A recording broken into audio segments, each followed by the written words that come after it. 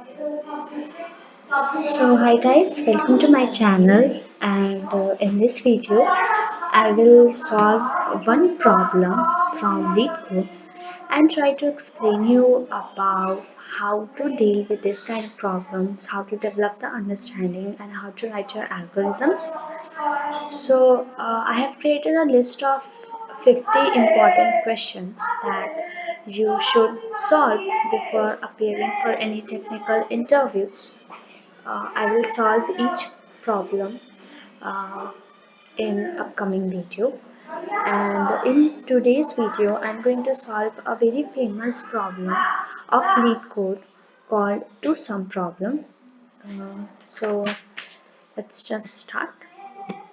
Okay, so as you can see in my screen, I have opened my LeetCode and this is the two sum problem. I will read the entire question for you, then I will try to explain the logic behind it, and then we will write the code. So I have started this. Okay, so let's delete all the previous code and now let's understand. Let's focus on the question first. So the statement is as follows. It is given an array of integers, nums, and an integer called target, and we have to return the index of two numbers such that they add up to the target. So see, this is an easy level question, right? As it is mentioned here. So you will read the problem and you will feel like solving it as quickly as you can. But I will say wait for 2 minutes. Just think about the logic and also about variation. Whenever you're solving any problem, try to uh, think about the next problem that can be created based on this question. For example, here they are saying that you can assume that each input would have exactly one solution. So this exactly one solution is somehow making this problem a simple.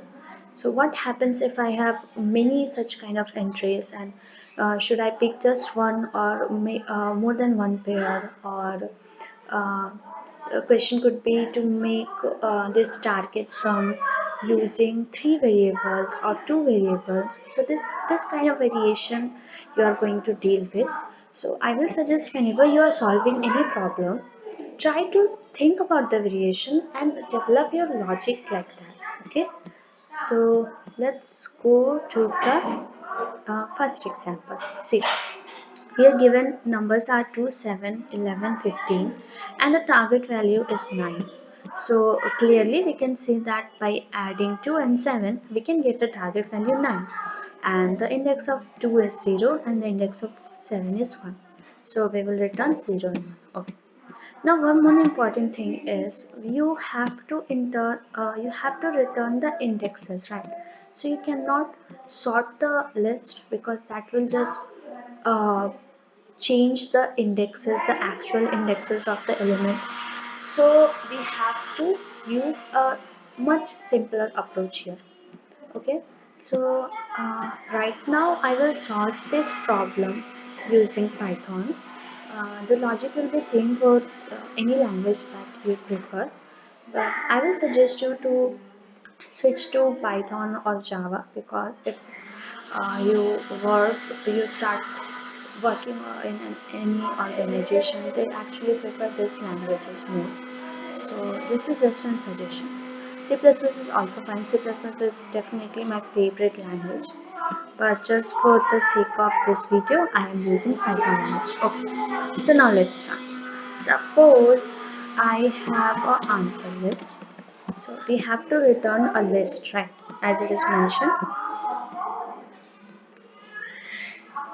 So, and it is also mentioned that you can return the answer in any order. Okay. So my answer variable is a list. Now I will loop through the entire nums list. So I will write for I in range length of this nums list.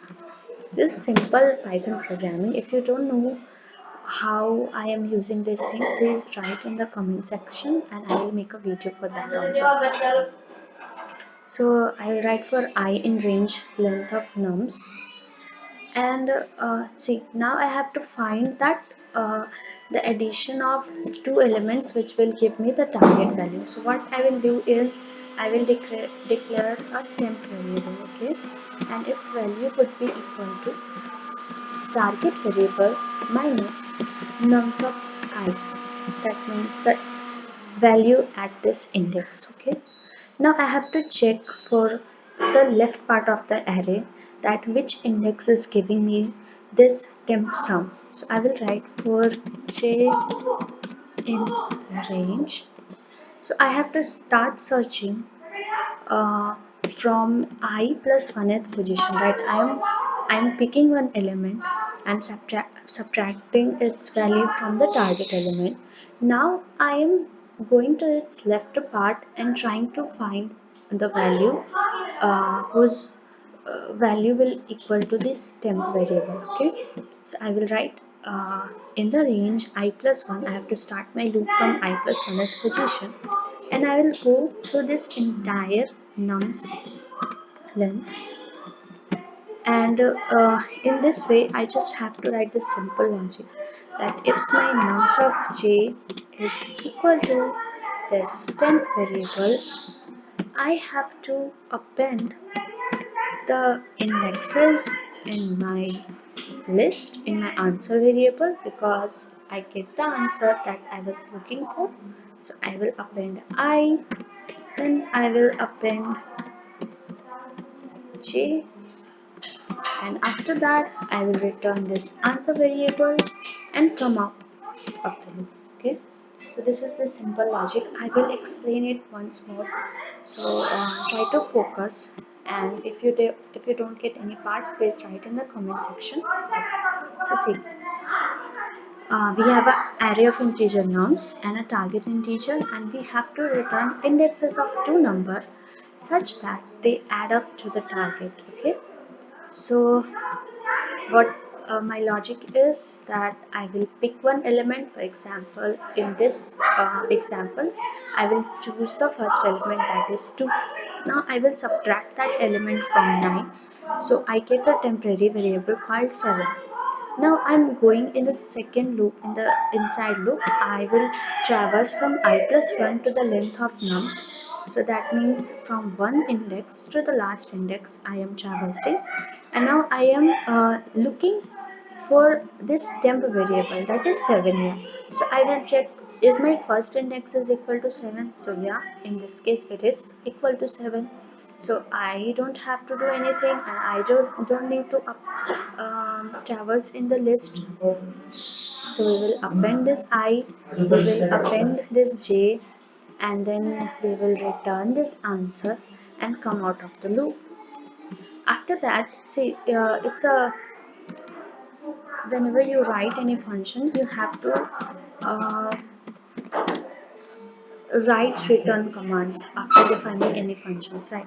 So although my program will return from here only, but just for the sake of not giving any syntax error, I am writing this return answer. This will deal with the problem that what happens if this entire thing is empty, or this condition does not satisfy, then it will return an empty list. So for that only I am writing this. Now I will run the code and see if there is some error or not. So let's do that. Okay, so it passes the sample input. Now I'm going to submit it and see what's going to happen. So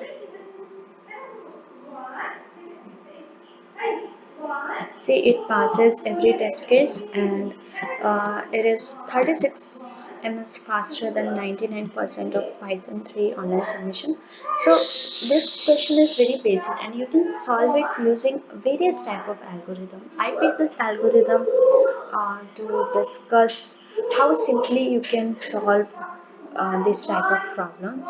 In the second video, I will solve some difficult questions based on this approach and based off this question statements.